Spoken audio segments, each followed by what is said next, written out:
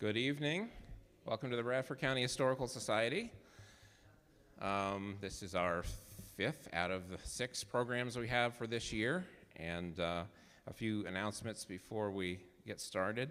The museum is still open. Feel free to check it out tonight before you leave, and of course the research library is open all year, Wednesday through Friday, 10 to 4.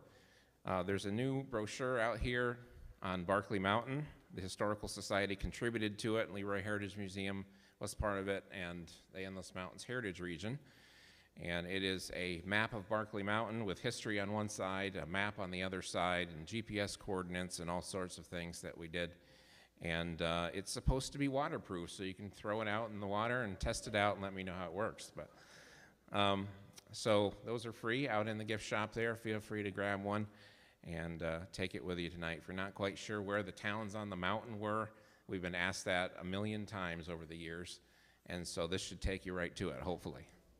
And if you can't find it then I don't know what to do. Next month I'll be speaking October 20th, and so come back for that. If you wondered what happened last month, it means you probably weren't a member, because last month we didn't have a program here. We went on a tour out in the western part of the county to various historical sites, and that was a member event there, and we had a good group that day, and it was very nice weather, and it turned out very well. We have been doing that every year, and so feel free to become a member, and next year, hopefully, when it comes around again, you'll be able to do that. So tonight, we have a program titled Solitary, Poor, Nasty, Brutish, and Short, an unvarnished look at 18th century life when Bradford County was an American frontier. And our speaker tonight is Mark Lloyd, and Mark moved here just last year, I think. He's been on the board here for a while, so if you're not familiar with him, he's been around here, oftentimes researching in the research library. And so we look forward to his presentation tonight. He formerly worked at the University of Pennsylvania, and now he's University Archivist Emeritus. He's retired now. And so he's come here to help us. So we appreciate that, and I'll turn it over to Mark. Thank you. I promised that this would be an evening of audience engagement. It's on that green card. So, be prepared for me to ask you questions. Be prepared to put your hand up if you want to be recognized about some topic that you think I'm giving short shrift. Before we get started, we've put out pencils and cardstock for each one of you to take a few moments and jot down some ideas of what you hoped to hear about tonight. What about Bradford County as a frontier settlement that you think ought to be discussed? I've got my own ideas, but I want to hear yours first. While you're doing that, I'm going to talk with you a little bit about the title of this presentation. It's taken from a very famous 17th century work by an English philosopher named Thomas Hobbes, H-O-B-B-E-S. And he was writing, as many were in the 17th century, about... Excuse me, sir, but either you're going to have to talk up or I'm going to have to move over to the front. We have black pencils up here. Come right along. Well, you should know that I tend to walk around. Then you probably should move up. If they can't hear, they can come up too. There's plenty of room.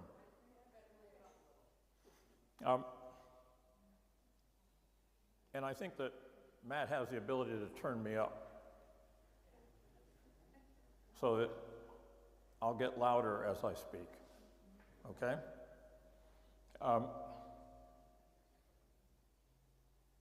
So take a few minutes with your paper and write down a few things that you think ought to be at the center of any kind of historical presentation on the 18th century and early 19th century in Bradford County, before there was a Bradford County.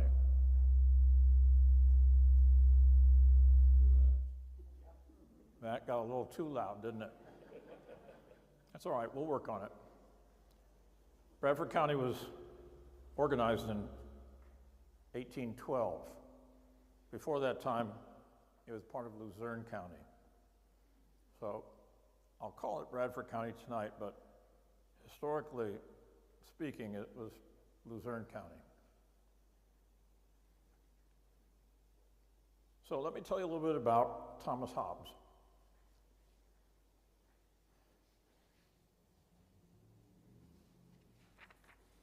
Hobbes' book was called Leviathan. Can anybody tell me about Leviathan from the Bible? What was Leviathan in the Bible? Yes? A sea monster. Yes, exactly, perfect. And he used Leviathan, the sea monster, as an analogy for government. So you can see this fellow was provocative, okay? He was writing in 1650 and 51. The book was published in 51. In England, they were in the midst of a terrible civil war. And in 1649, the Parliament executed the king, Charles I. Unheard of in English history. The war broke out in 1642 and it continued. You probably heard about Thomas Cromwell. He became the head of the Republic. But when he died, everything fell apart. And pretty soon, the monarchy was restored in 1660. Right in the middle of that is when Hobbes's book was published. He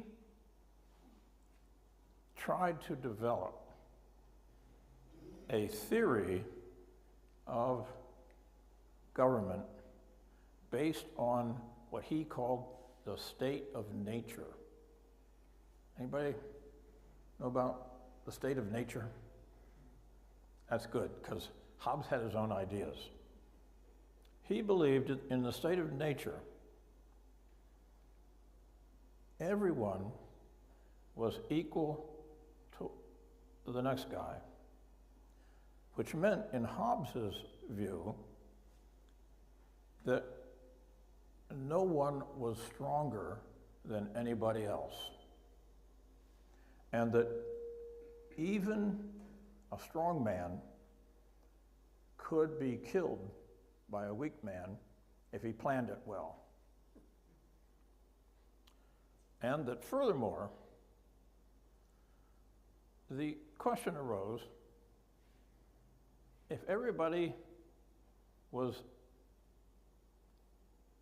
vulnerable to being attacked and put violently to death, what would life be like in that situation?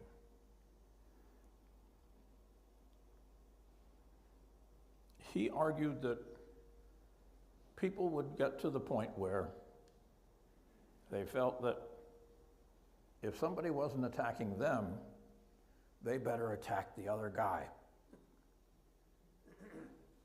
Attack the other one first, ask questions later.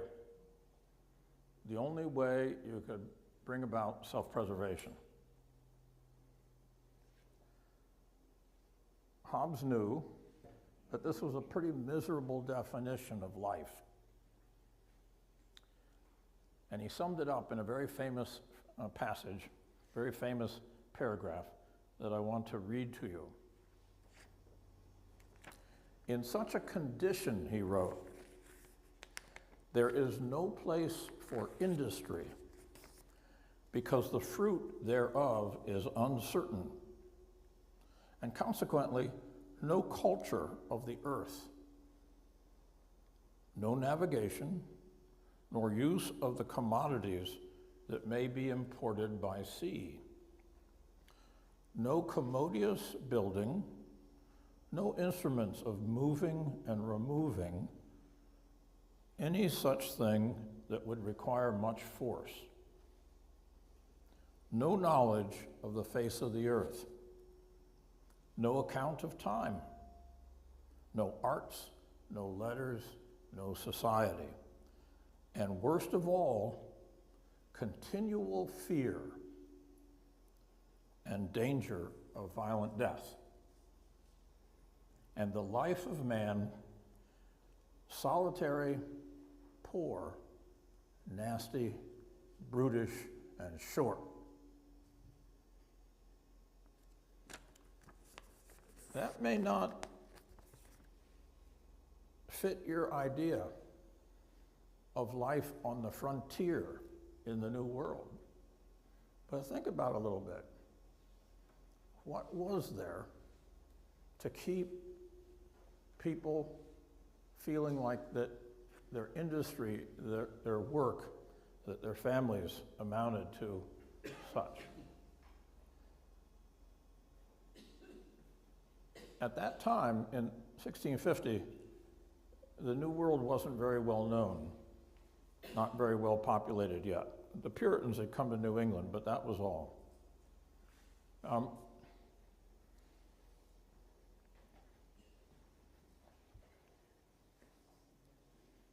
So what do you do to escape the state of nature? The answer is that you agree in what's called a social contract. And the social contract calls for the creation of a civil society. And in a civil society, authority is granted to the leaders of government in order to keep everybody at peace from everybody else. That was Hobbes's theory. You don't have to agree with it or disagree with it, but it was pretty revolutionary at the time. So, you've jotted down some ideas, I hope. I've got my own agenda, as you might imagine, and I need a few volunteers to come up and hand these out. You don't all have to get up at the same time.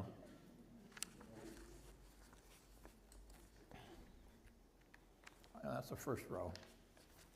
Here, just take a bunch. You can have a bunch too. Thank you.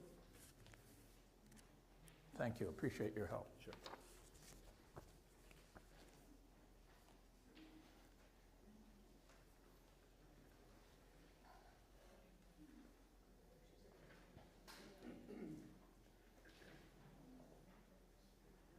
Are there enough to go around, or do we need more?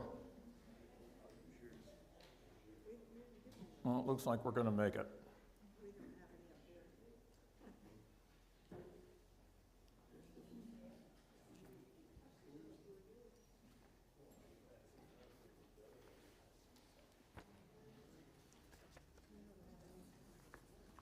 Let's start with cultural inheritance and expectations. In this part of the world, people either came down the Susquehanna from New York and New England, or they pulled their way on a flatboat up the Susquehanna from Pennsylvania.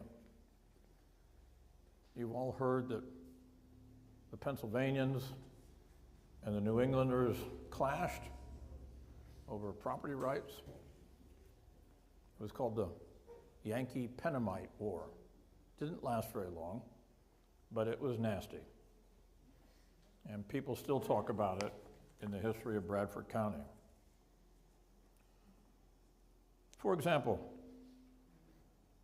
at Athens, or what they called then Tioga Point, the Chemung River was called Tioga at that time, and Tioga Point was where the two rivers met.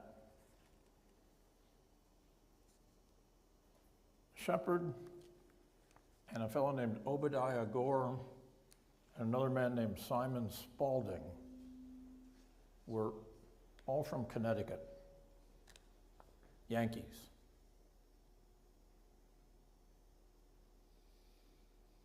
There were others in the mix, though.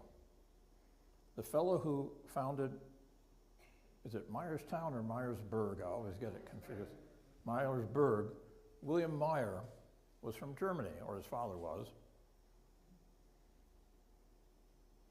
And then there was William Means, the founder of Towanda, who gets more credit than he should because 5 of his sisters came along with their husbands and families. I want to get people more aware of the fact that Means was not acting on his own. He had a great big family behind him. But he was from Northumberland, Pennsylvania. And one of the things that I think I'm prepared to argue is what happened in the Revolutionary War with raids on the white settlements by the Native Americans. You can't drive up Route 6 without being greeted by what seems like, 5 or 6 dozen signs about Sullivan's expedition, right? And Sullivan was sent by the General-in-Chief, George Washington, to march up the Susquehanna Valley and to eradicate everything in his path. And that's exactly what Sullivan did. But at the same time Sullivan was doing that, over here on the west branch of the Susquehanna, the settlers were being pushed out of their homes by raids, not just from Native Americans, but also from English troops and American Tories. The people in Northumberland County sent messages to Sullivan and said, "We don't have a militia." And he said, "I can't help you. My orders are firm." And I dug a little deeper into that, and I discovered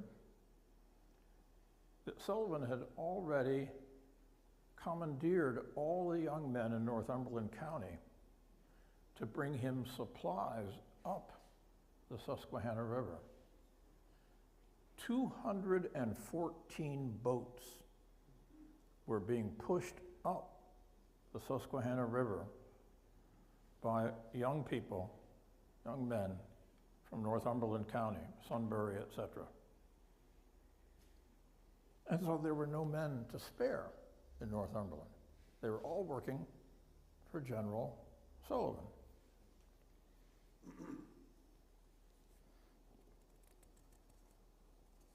I believe that Means discovered Towanda while he was pushing those boats up the Susquehanna, because Means came from that area in Northumberland. He wasn't alone. There were quite a few other settlers who came from that part of Pennsylvania. And I'm fairly certain that they would have seen the upper Susquehanna for the first time while working to bring supplies to General Sullivan and his troops.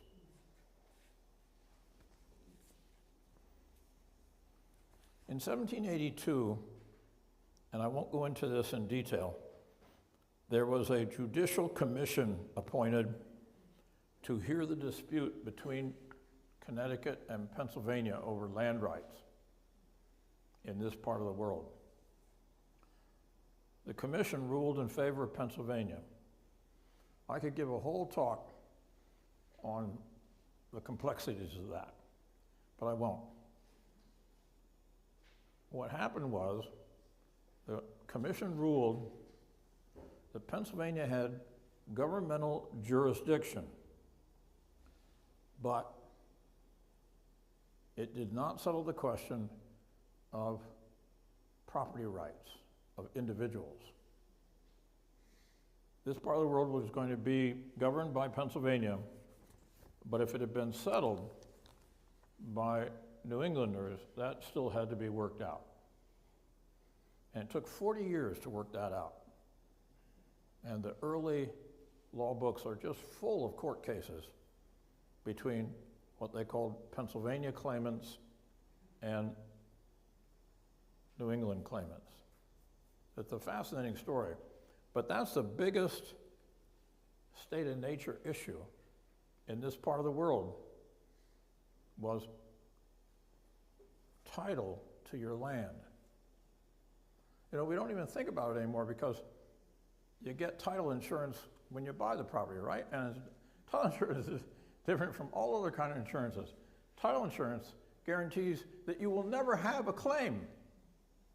All other insurance is set up so that if you have a claim, you can send it in, right? But title insurance works the other way. There was no title insurance.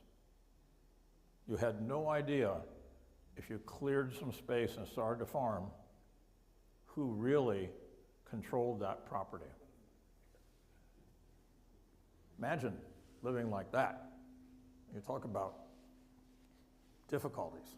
No wonder there were lawsuits every time you turned around. And then there's the issue of safety.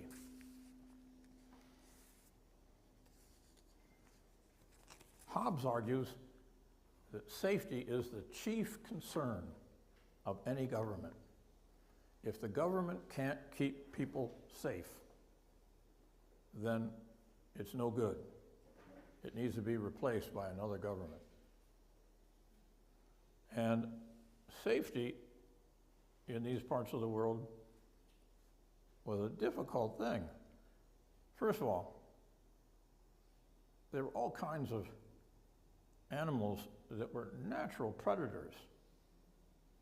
I've never faced a panther out in the forest, but there are many, many stories of panthers in this part of the world when people arrived. Not to mention bear, not to mention others.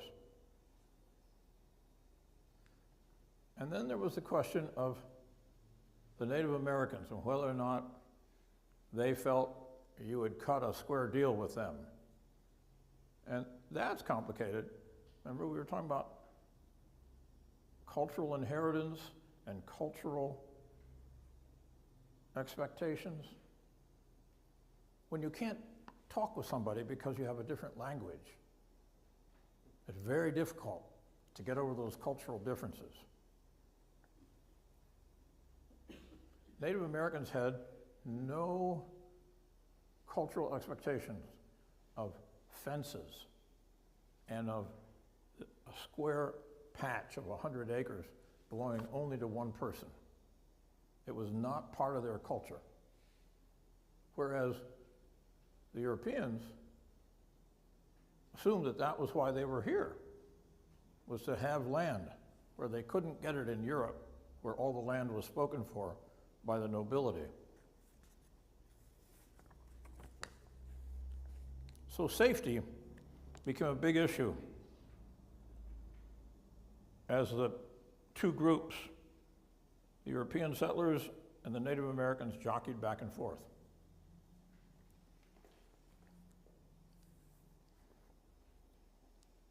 Am I going too fast for anybody? How are we doing?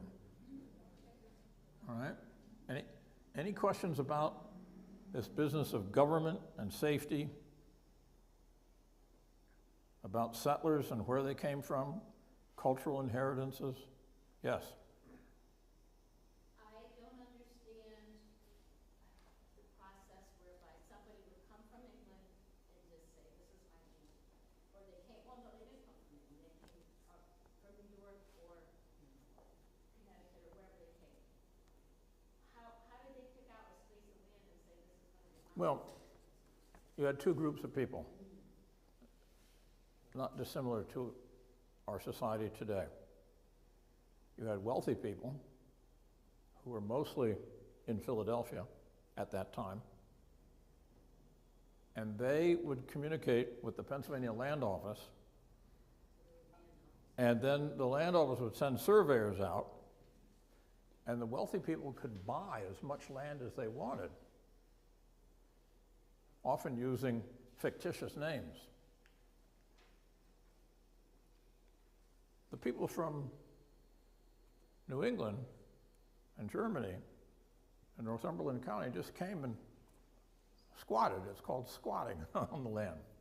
And they assumed that they would be able to pay for it someday after they had settled on it. Does that explain, does that answer your question? Yes, sir. Who decided they had access to the land in the first place? I mean, it was Native American land, I guess, for parts of it. Then when the Pilgrims came over and the other people came over, they decided, well, I'm going to take this piece of ground or I'm going to take that piece of ground. Who owned it? Who owned the ground? Well, that was just the issue. We were talking about cultural inheritances and cultural expectations. To the Europeans, if there were no fences, no boundary lines, the land had not been claimed. You see, the cultural differences were profound. And the Native Americans wouldn't discover that their land had been taken until they came to hunting season. And a group came through to find some deer or whatever for the cold season. It's assumed it was Native American land, all of it, and the Europeans came over and squatted on part of it and took it? Again, the idea that they squatted on part of it and took it isn't quite right. To the Europeans, it was a wilderness. It was not somebody else's land. Okay. And to the Indians, to the Native Americans, it was there if they needed it. When they went out for hunting, when they gathered for the winter. Completely different concepts of property, of real estate. And that's what led to so much conflict between the two groups, was this cultural expectations.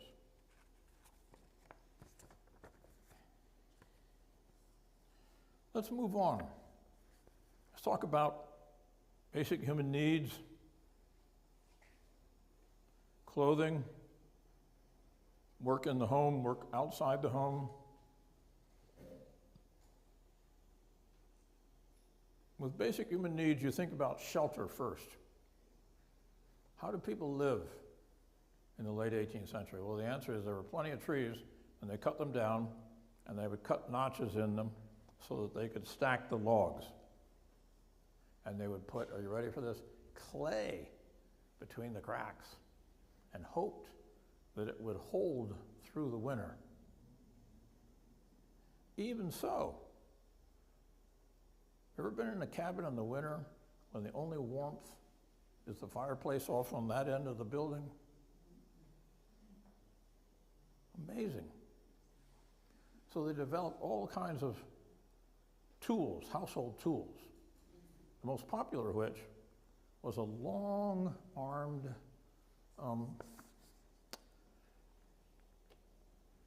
pan with a lid. And they'd put heaping coals from the fire into that pan, close the lid, and slip it underneath wherever it was that people were going to lie down to sleep. And it kept them warm. Nowadays, we get upset if the warmth in the winter is uneven. Imagine how uneven that was.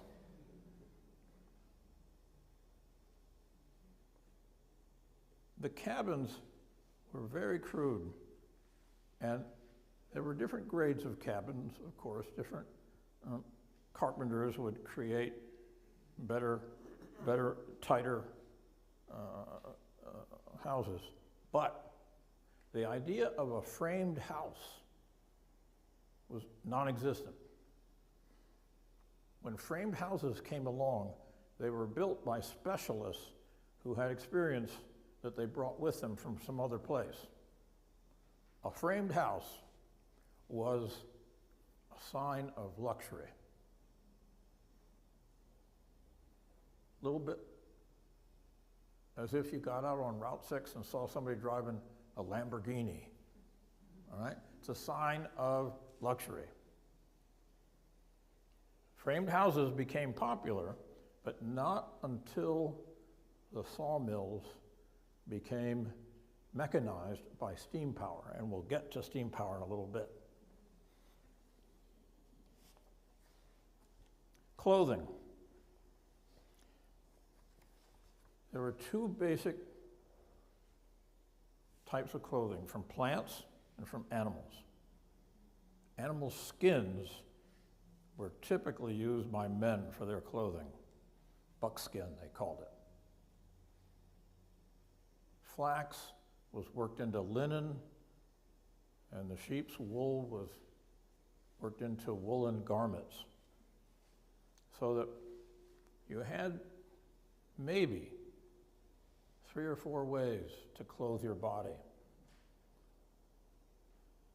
What would you wear for shoes? Deer hide. Yes, that's one of the things people wore. What else?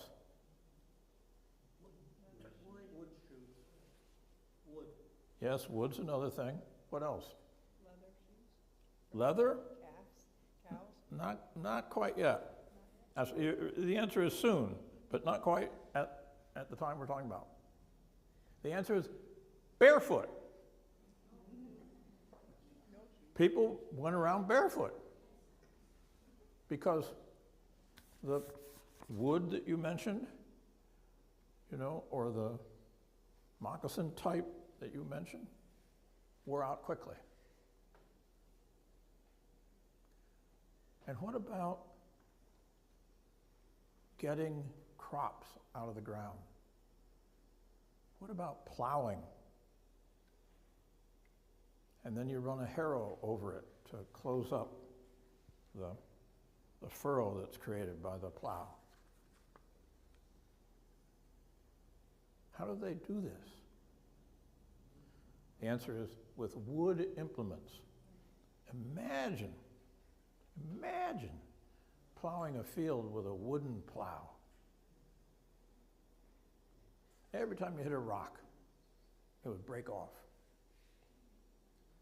And there's a lot of rocks. A lot of rocks here.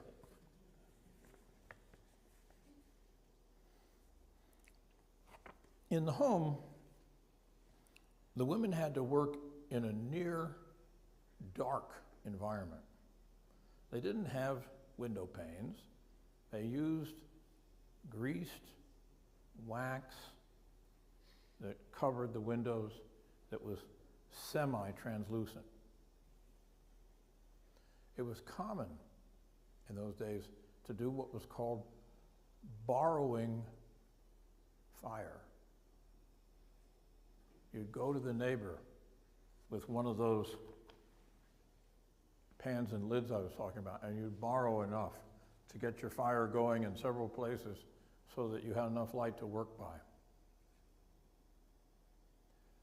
In the fireplace itself, which were huge, you can always tell in a historic house whether it's really old or not so old by the size of the fireplace. The small fireplaces came in when coal became popular in the 1820s and 30s.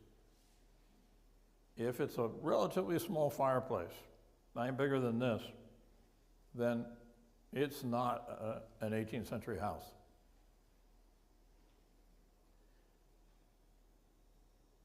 The food had to be cooked in the fire. And they did it with a hanging arm, they called it. It swiveled. You could fill a pot with food, swivel it, and then hope that you cooked evenly.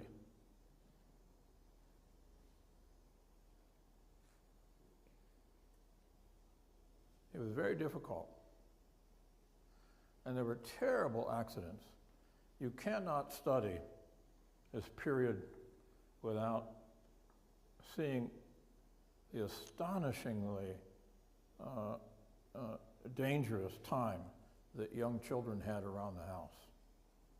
You read over and over again about kids being burned to death in the fireplace.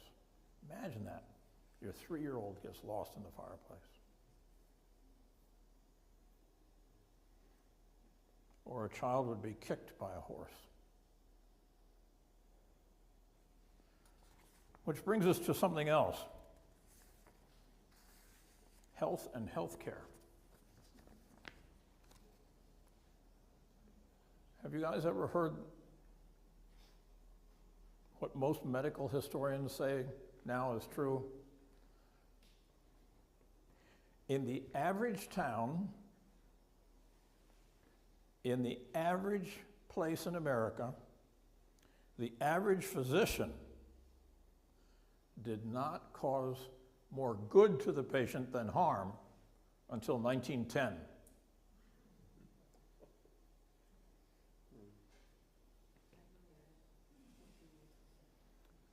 The word for it was futility. To call a physician could help if you had a broken bone. You set the bone, wrap it tight. But for internal illnesses, whether it was bacteria-driven, virus-driven, there was virtually nothing. I'll tell you an interesting story from early America. You're all familiar with the fact that bloodletting was common. It was thought that that got out whatever was wrong.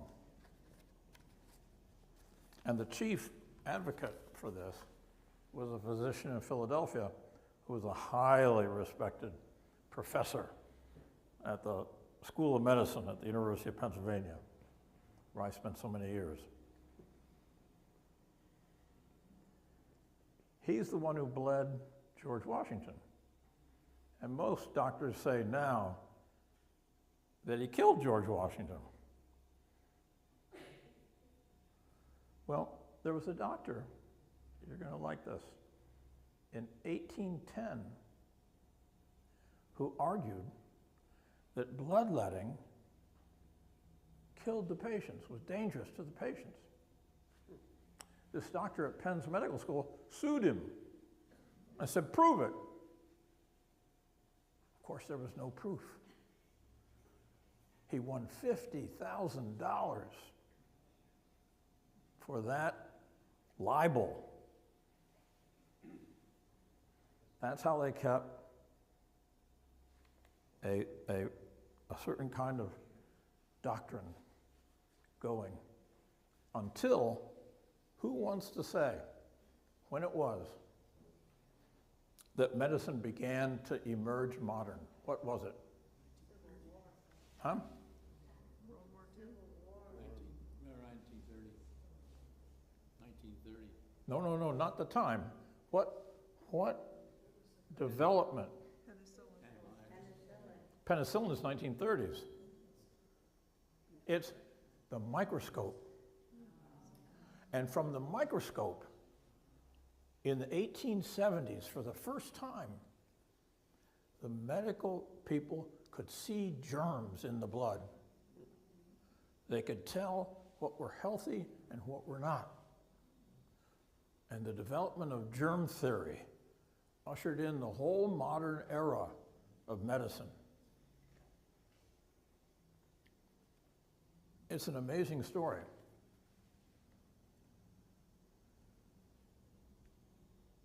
One out of every 4 women died as a result of childbirth in early America. Why? Because in giving birth, somehow they became infected.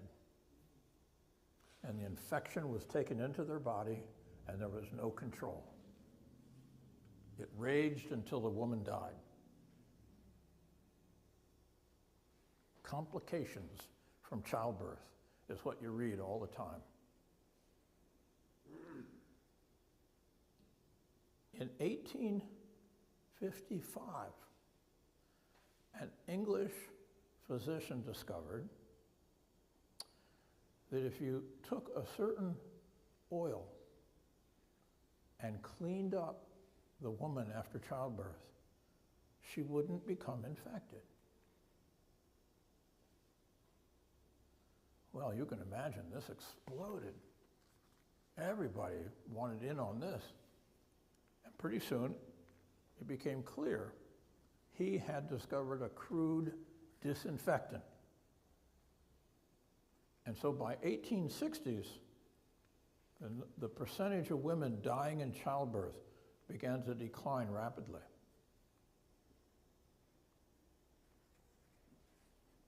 It still didn't take care of infant mortality. 1 out of every 3 infants in the 18th century died of childhood disease. And that's why in the history books, with family genealogy and that sort of thing, there's a great deal made if a couple have 8 or 10 children and they all survive to adulthood. This was considered a sign from God, a blessing, that the woman survived and that all the children became healthy adults. An extraordinary blessing from God. The physicians were helpless. What was the name of the gentleman you just spoke of, the doctor who, and what was the oil that he discovered? You're going to have to give me your telephone number so I can call you. I know where the answer is, but I can't call it off the top of my head. Okay. It's in, just, if you want to look it up, it's in Corners, 2 Centuries of Medicine, a history of the School of Medicine at the University of Pennsylvania, which was published in 1965.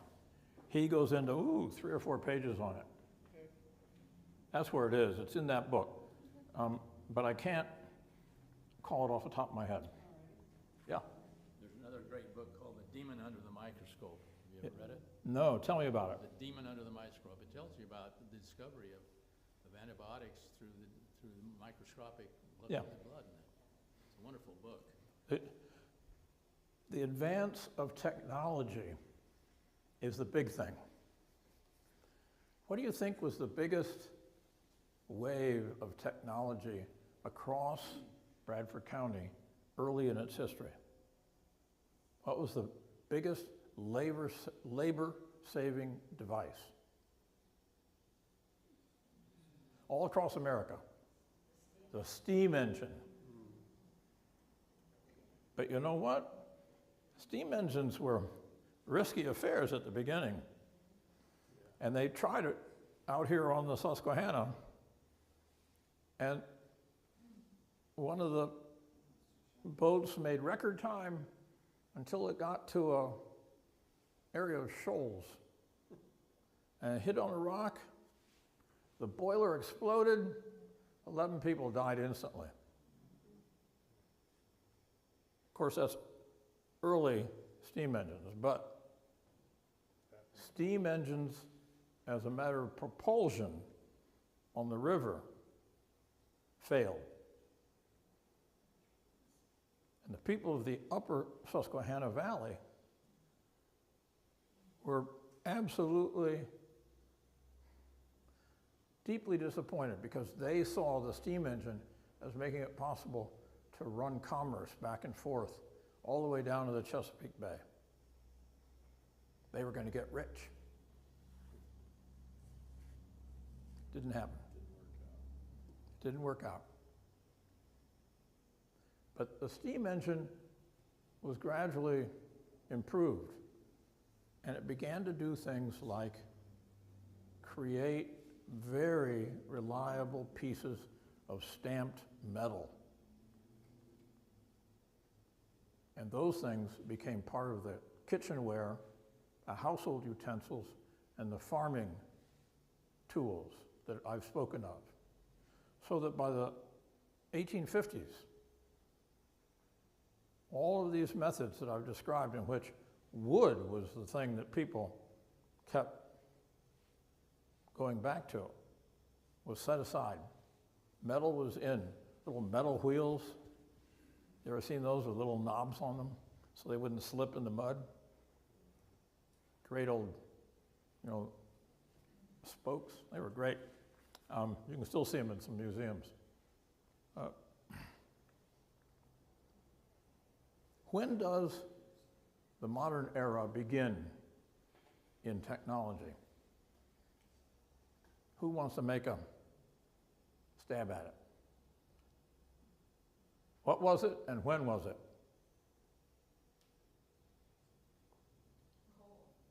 No, coal-powered steam engines.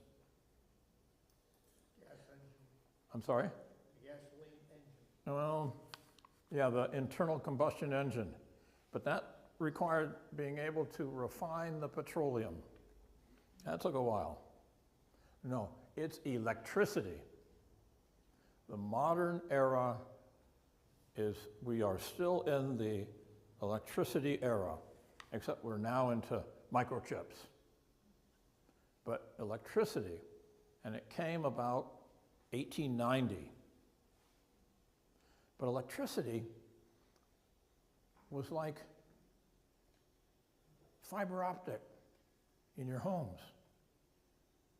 The companies that built it wouldn't build it unless they thought they could make a big profit out of it. So most of us here in Bradford County still don't have fiber optic, right? Electricity remained very small in urban areas. It didn't grow out into the rural areas. What changed that?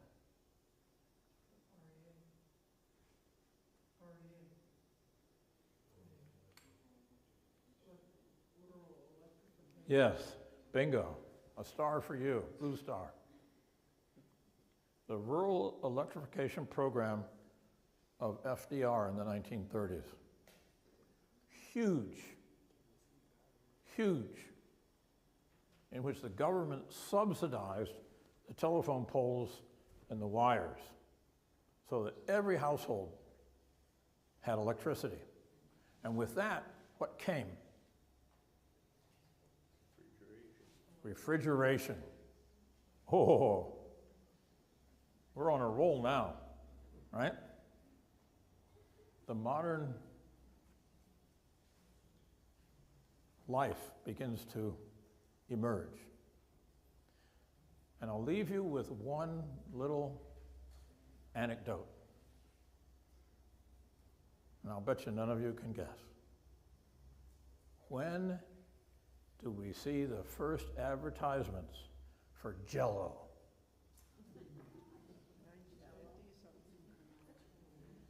Come on, Jell-O. Everybody knows about Jell-O. When did it get introduced broadly across the United States? Earlier. Jell-O was invented in 1897, like everything else in the world, in New York City. And the guy who invented it had problems marketing it. And so he sold his patent to another guy who sold it to a company who adapted a technique. They printed up brochures with 12 different Jell-O recipes and distributed them free to every mailbox in every county. And the sales of Jell-O, burp. Of course, you had a refrigerator. That helped the refrigeration industry too. But Jell-O comes into its own in the 1920s. And it was bought. It was clearly such a big sales.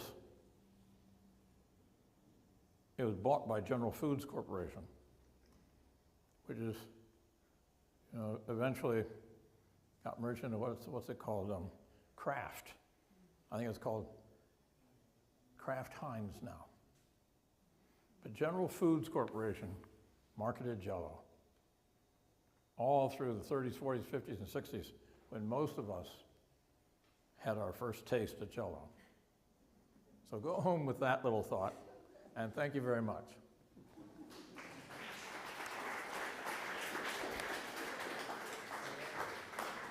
Now, I had a professor that I loved in college who assigned oral presentations to the students in class. And when we finished, he would always look around the room and he would say, comments, questions, criticisms. And you knew he meant business. I open the floor to comments, questions, criticisms. Yes? This is going back to the first thing we talked about people claiming the land. Wasn't there an understanding that, like, the king gave the charters, like all of Pennsylvania, like you thought if there was some charter from somebody in England, you could go anywhere in that state? Well, I think I tried to address that. Let's see if you can ask me that question in a different way. Well, I wanted to add, you said they claimed land, like, that really was a good point for me, that you said that to the Indians, they didn't need to own the land. If they needed it, it was there. And to the settlers, nobody owned the land if it wasn't staked or claimed or fenced. Surveyed. But the fact that they thought they could come and get any land, wasn't that this whole business of land charters? That any immigrant thought that there was land in the colonies for? Well, sure. In Europe, the average family had no hope of ever owning any land, of ever owning their own house, because it had all been swept up by the nobility and the church. Those two were the big landowners. And so they came to America because the idea that they could have 100 acres of their own was an unbelievable inducement. And they didn't have a concept that they were stealing land from either the government or the Native Americans. No, the people who promoted the American colonies insisted that the land was free, you see. So the whole set of cultural inheritances and expectations on the part of the Europeans was fundamentally at odds with the expectations of the Native Americans. And one more thing, if they only had wood and tools and things, what did they use for weapons or things for self-defense and guns? There were, one of the things that I was going to talk about, but I could see the hour was getting late, was skilled trades. Coopers, harness makers. Harness makers were huge because you had to have a harness for your oxen and your horse. Blacksmiths, they made the guns. They made the farm tools. Okay? And we could go down the whole list of skilled trades, not much different from modern skilled trades. And then, of course, then there was unskilled labor. And those were people who, for whatever reason, could not buy their own land, could not settle their own land. And so they floated from job to job. Are they today's migrants? Are they today's migrants? Well, a lot of people who were unskilled ended up on the river. They pushed, they poled, that's what they had to use, were poles for these flatbed boats, which interestingly, the first kind of boat was called an ark. And then after that, a raft, and then there were a proliferation of names. And then the steamboat, which exploded. Anyone else? What about the railroads? I'm sorry? What about the railroads? Railroads are steam power. Yes, When were the first steam engines? that's what I was wondering. Those first steam engines are 1820s, but they were unreliable. The railroads, as you know, didn't get here until after the Civil War. Almost immediately after, 67, I think, 69. And of course, there was, before that, the object of Pennsylvania's greatest jealousy was the Erie Canal. And so, when the Erie Canal opened in 1826, Pennsylvania's government in Harrisburg adopted this very, very elaborate, expensive, internal improvement idea of putting canals everywhere. And there was a canal right alongside the Susquehanna that later became the Lehigh Valley Railroad. Mark, William Penn made a treaty with the Algonquin Indians. Yes. What were some of the specifics of the treaty? Did some of that deal with settlers coming and Oh, well. land? William Penn, you're tipping me toward another Friday night presentation. Well, just a synopsis, a quick synopsis. William Penn made honorable treaties with the Native Americans as long as he lived. But he died in 1719. And here's the point that I'd love to talk with all of you about. He had 3 sons who rejected Quakerism. I have a lecture called Repudiating Father. Oh, that's fun. But Matt told me that's not about Bradford County, so we can't do it right away. But the sons, the first thing they did, I imagine different ones of you have heard about the walking purchase in 1737. They agreed to a treaty with the Indians in which the northern boundary would be as far as a man could walk in a day or two. And when it came time to lay out that boundary, the Penns imported a professional runner. And the Indians, after about 6 hours, quit. They were so mad. This guy ran 3 times as much as anybody ever expected that boundary line to go. So the sons began the process of cheating. Yeah, that John, Thomas, and Richard Penn, the 3 sons of William. Love to, some other time. Could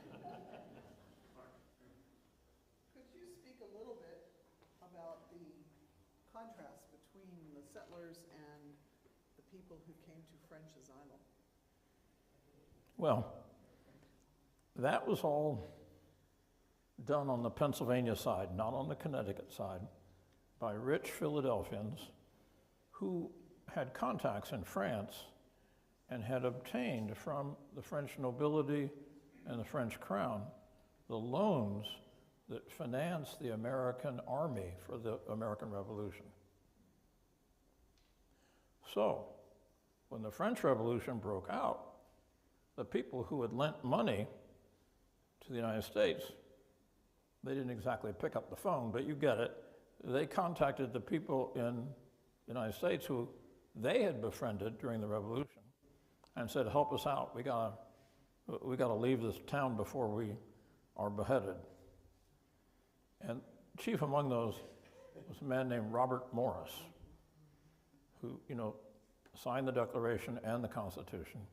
He's typically called the financier of the American Revolution. And it was Morris who arranged the purchase of all the land in what is now Asylum Township. Right, I was more asking about the cultural differences between the nobility who came to asylum and their way of life as contrasted with what you've been speaking about here Oh, well, tonight.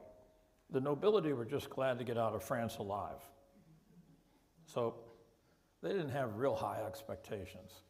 And there were plenty of people in what was then Luzerne County that the nobility could pay to farm the fields and build the houses so they could live there at Asylum as long as they needed to.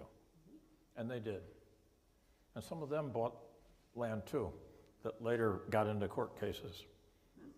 Another topic for another time.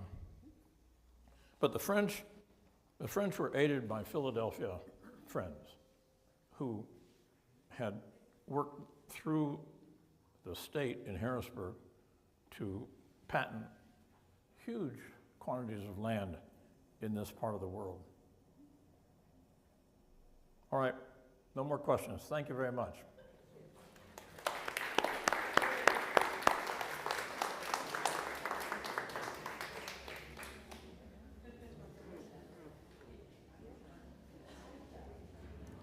How long did I speak?